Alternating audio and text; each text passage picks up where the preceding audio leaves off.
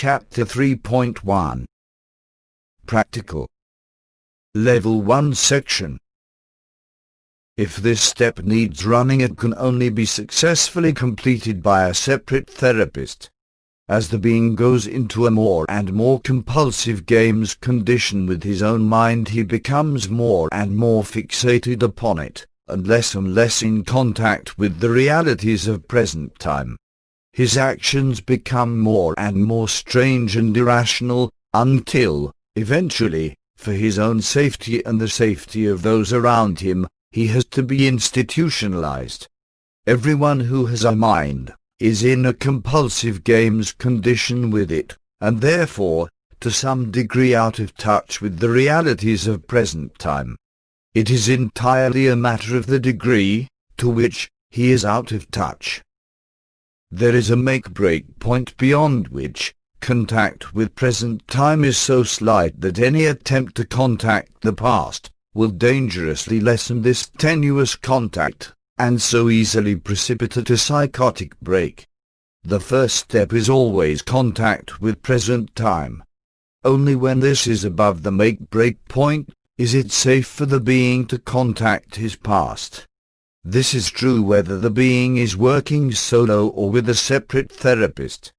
In that the being is never aware that his contact with present time has fallen below this make-break point, we see the reason why level 1 is, perforce, a separate therapist step.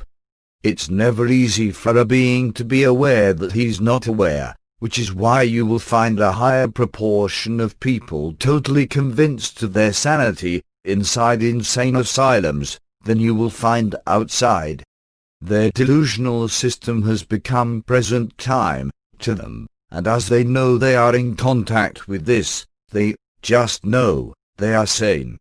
Your truly sane person has no such certainty, merely much positive evidence.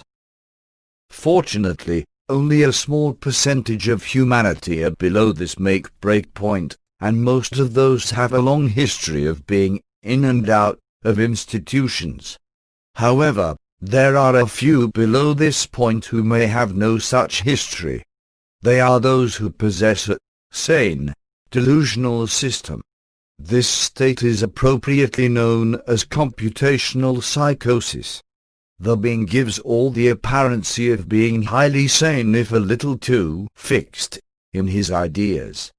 As long as he's not subject to undue stress, he lives a completely normal life. But he's a walking powder keg, likely to disintegrate at any moment. Too much stress can at any time precipitate a psychotic break in such a person. A psychotic break is sometimes politely referred to these days as a nervous breakdown. He's immediately hospitalized. Often he recovers, and 5 years later, disintegrates all over the place once again.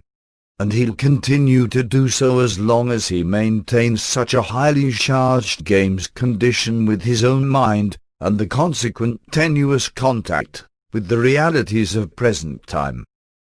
So only a tiny proportion of humanity require level 1 to be run, but if it's necessary, it must be run before level 2 is attempted. For the mere attempt to do level 2 can precipitate the psychotic break. It would be terribly easy for me to say, well, we have a fine test for level 1. Let him try level 2. If he spins, he was level 1. It is a test, but hardly a humane one. Fortunately, there is a better test, and an entirely humane one. It sorts out those who are below the make-break point, without spinning them. The test is in the next section. The level 1 needs to improve his contact with and reality of present time before he can attempt level 2 safely. It's as simple as that. Nothing else is involved. There's nothing wrong with his neurons or psychons. It's purely between him and present time physical universe. The level 1 case is, because of his compulsive games condition with his own mind, too far out of touch with the realities of present time to safely attempt level 2 without running the danger of being utterly overwhelmed by his mind, and suffering a psychotic break. In order to contact his mind, he has to take a little bit of attention off present time. That may be more attention than he can afford, and so he'll spin. I'm mentioning this at great length for obvious reasons. I don't want people spinning on level 2. Particularly when level 1 exercises are available from any competent therapist who is trained to use them. Undoubtedly the foremost experts at this level are the Scientologists, and their CCH exercises are excellent in achieving the desired result. So if you need level 1 run, go and see a Scientologist and tell him you want the CCH processes run. He'll be happy to oblige, and you'll derive enormous benefit from these simple exercises.